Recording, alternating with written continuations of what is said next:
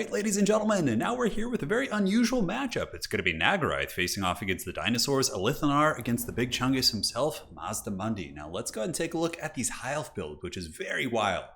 So in the front, it's going to be Shadow Warriors, but I believe there's also Shadow Walkers in this game. So we got Shadow Warriors here. Let's kind of keep looking. They're very sneaky, and yes, there are going to be the unique Shadow Walkers on the far side of the map. So if you guys are, of course, new to Total War Warhammer, these guys are a unit that is only available within this particular sub-faction, and basically, I like to think of them as kind of like Walmart Way Watchers. They're pretty proficient in melee, 42-39, but their armor is so low that even if they get hit by, an enemy infantry unit like Saurus or Chameleon Stalkers, they still take a lot of damage considering how much they cost.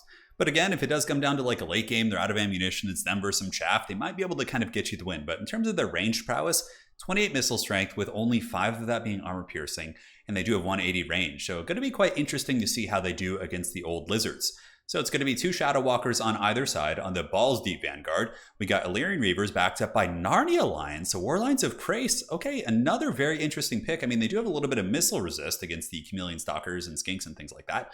But their bonus versus infantry, I mean, yeah, they can tear through infantry pretty well if they're supported. So there is going to be 2 of these mighty Narnia Lions backed up by Reavers. In the middle, we do have a Major Metal with Final Transmutation, Plague of Rust, Searing Doom, Elithanar, Shadow Warriors, and Reavers. So basically what this build is trying to do, it wants the Lizard army to move up and chase the center. So when the Lizards move in and chase the center, the formation falls back, and then there's a little bit of an envelopment, right? The cavalry will hit the weak flanks, the Shadow Walkers will move in and pick on some of the exposed targets. It's very much kind of like an RTS concave where you have that like big semicircle. Now for the Dino army, you have Chameleon Stalkers, which are pretty much good against all elves. These guys just hit like trucks with their little explosive missiles. And we got cohorts backed by Red Crested Skinks, kind of interesting, although high elves can sometimes go with silver in boxes, so having the Red Crested Skinks I think isn't a bad idea. Up here we do have the Big Chungus, Nets, Apotheosis, and there's going to be double Arc of Sotek with Star Chamber Guardians. Of course, giving the Guardian to Mazda Mundi and the other heroes is always good. So Elithanar, of course, the Lord choice. He's pretty much like a bolt thrower on 2 feet. And he's going to be unleashing some shots into the Big Chungus. We always like to make fun of Elithanar for missing like 95% of his shots, but so far he's 2 for 2, man. And over on the far side, a nice charge here as the Narnia Lions, as well as the Reavers, do pick on the weak flank here. So the Skink cohort's going to get feasted on, and oh my god, look at that guy. He's like full up jumping on the horse here. The Lion, the Witch, and the Wardrobe all up in here, and the Skink cohorts are going to be massacred very, very badly by that flank.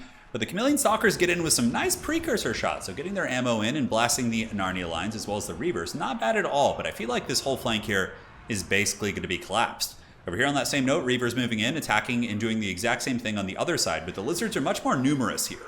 They do, of course, have the backing of some more infantry, the Red-Crested Skinks, and the Stalkers are slightly more durable than the cohorts and other units like that, although I don't know if they are. Cohorts might have better melee. No, 36 and physical resist as well. So this side doesn't go quite as good, and now we do have your boy Elithanar being hunted down by the Saraskar veteran, and he is able to do the anime shooting as he runs and does the 360 shots, if I'm not mistaken, although it looks like the ammunition is being saved, and the big Dragon Princes in Deep Reserve do hammer into those Red-Crested Skinks, who of course do have good armor piercing, and ooh, this is going to be a good net by Big Chungus. So Lord Mazda Mundi dropping the net on top of the Dragon Princes, amidst, 2 Bastillodons, Red-Crested Skinks, and himself, all of whom, can do okay against armor here. So some of the big fancy Dragon Princes netted down by the magic of Mazda Mundi will be getting blasted, and there's a little bit of supporting fire. We do have the Shadow Warrior shooting in, but those Dragon Princes got absolutely hammered. Very, very good catch there for the Dinos, but oh, look at this! Was it a bait? Overcasted Final Transmutation going down, nailing both Bastillodons, Mazda Mundi, the Scar Vet. So that suddenly became somewhat worth, as that Lizard Force actually took a surprising amount of damage. It certainly helped to salvage a very, very bad situation. So Narnia Lions running in once again on the Red-Crested Skinks. On the other side, a very, very big win for the Elves as they break down the Chameleon Stalkers and the Skinks, and they're going to be collapsing inward. And the Shadow Warriors poking a little bit, but they don't have poison. But I believe the Shadow Walkers should be on the other side. Maybe they can come around and help your boy Elithanar, who's just hoofing it, man. He's running as fast as he possibly can. The Saraskar Vet isn't like great against infantry. I mean, Elithanar might be able to turn and just fight him in melee if he has to, but Scar Vets, of course, have a lot of armor, and Elithanar lacks armor piercing in melee, and he does do a little bit of a jumping attack there while the Shadow Warriors help. If Mazda Mundi is able to drop a big net on Elithanar, that would just be an absolute disaster for him. I mean, he would pretty much be KO'd because the 2 Bastillodons would catch him, and they're anti-infantry monsters. So yeah, the Arc of Sotek, a little bit unfortunate here. They can't like catch anything to launch their snakes on. And look at that, the decoy, the dreaded decoy. Will the Lizardmen fall for it? I doubt it. Reavers coming in, hero Reavers. It looks like there's only 17 of them, but they're going to be sacrificed to the old ones here to allow their lord to live a good life. and they do punt those guys back, so the infantry getting wrecked pretty good there. And a Lithanar now, once again, on the run, but a net of Amnichok coming down. Are the Bastiladons going to catch him? We will find out. Plague of Rust being used on Star Chamber Guardians, which will be lowering their armor by 60. And now the Shadow Warriors and the Walkers on the other side of the map actually getting some really, really good damage against those guys. But going to be tough losing a Lithanar. I mean, he did do good damage. I mean, he took out a Scarvet. Did a little bit of HP damage. Now, where's that Metal Caster for the Elves? Is it around? That is the decoy. I've been fooled. The Metal Caster is not going to be dropping a final transmutation anytime soon. Although, if Lithanar can use some of that, plot armor here and survive the all these rams and horns here in the forest, maybe he's going to be able to pull something off. I don't know. It's going to be a tough call for him. He is still getting circle beaten. The big Bastiladon dropping some serious blows. And here, Plague of Rust once again going down. Yep, overcasted. I think it's still active from before. And those very expensive Star Chamber Guardians are getting hammered pretty good. And this is actually becoming a pretty close fight. I mean, the Elves have a lot of missiles left and pretty good ammunition on 2 of them. The Shadow Warriors have ammo, but the Walkers are a little bit lower. So a Lithanar here gets broken. He's on the edge of the map being circle beaten here, while the Metal Caster is saving up a lot of Winds of Magic, which I think is going to potentially be a big kind of deciding factor. Is it going to be effective? Is it going to hit the blob? Will it hit just one unit? That's really what we're here to find out. So the Lizards are on the hunt, so they're moving forward, going after the Shadow Walkers. And here we get the Reavers, as well as the old War Lines of Krace. And it looks like they are able to feast on the souls of some of those skink cohorts on the other side. Now another charge here. The Lizardmen infantry are coming in. And Reavers hammering into the red crested skinks. Good night, sweet princes. There you go. Yeah, gonna be a wild fight, man. So, I wish I could see the Winds of Magic. I would imagine he has enough.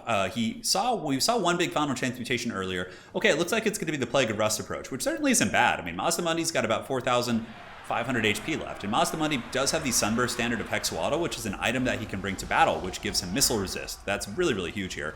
But he's still getting popped. Man, down to 26. The Plague of Rust is so clutch here. Just melting Mazdamundi. He's down to 800. A nice net, potentially, if there was some follow-up. But it doesn't look like there is going to be any follow-up. And now we have the 2 Arcs of Sotek, which are going to be problematic. But man, he gets knocked off his toilet seat.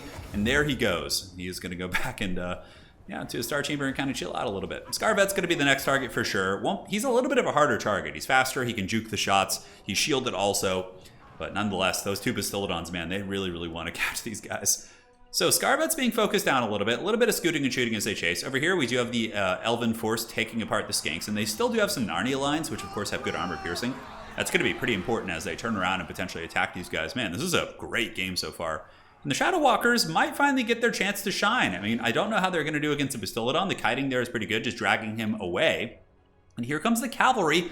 But you better watch out. That Bastiladon is going to be launching some snakes. So the Arc of Sotek, if you guys are new to the game, does have the ability to basically launch snakes out of this snake launcher on top of itself and do AoE damage to things around it. So when it's surrounded by infantry, cavalry, whatever, it can get some good work in. But the Narnia lines are going to have to do most of the heavy lifting here. On the other side, Bastiladons are battling the archer units. But again, these are like hybrid combat specialists. And Shadow Walkers honestly might do it with their melee. I'm really, really curious to see how they're going to do if they have to go in and fight. So the one Bastiladon is broken, its leadership has broken, therefore it's running, and I would assume there is a fast unit to chase it down. So yes, the Mage of Metal is going to be able to hunt down that Bastiladon, and here the Saraskar veteran is being circle beaten pretty bad. 12 leadership, and I don't think he's going to be able to do it. Honestly, I think there's too many units left. Yep, looking around the battlefield, not seeing too much left. And there you go. Game blouses. As the big Bastiladon continues to fight, although, no way. Are we going to see the hero Bastiladon? Not today. GG, well played. That was a really fun game. Very unique build by Stormrunner, and great play by Call HR too. His army was just very ill-equipped to deal with that mobility. I mean, he had not much mobility of his own, although the cohorts aren't bad at playing that game, but overall, it was a tough one. And the Plague of Rust play from Stormrunner was so goddamn good. Anyways, GG, well played. Let's take a look at value as we go out here. 600, Elithanar being a disappointment as usual. Shadow Walkers, 15 and 18, dude. They heard me calling them Walmart, Wood Elf units, essentially. And they were able to exact some vengeance there for sure. Narnia Alliance, 1,200, 500, not bad. The poor Arcs of Sotek weren't really able to connect. And look at that, 0 value on the Star Chamber Guardians. That is very solid. GG. Take care of yourselves. Well played to Stormrunner and Call HR. We'll see you next time. And that is it for today.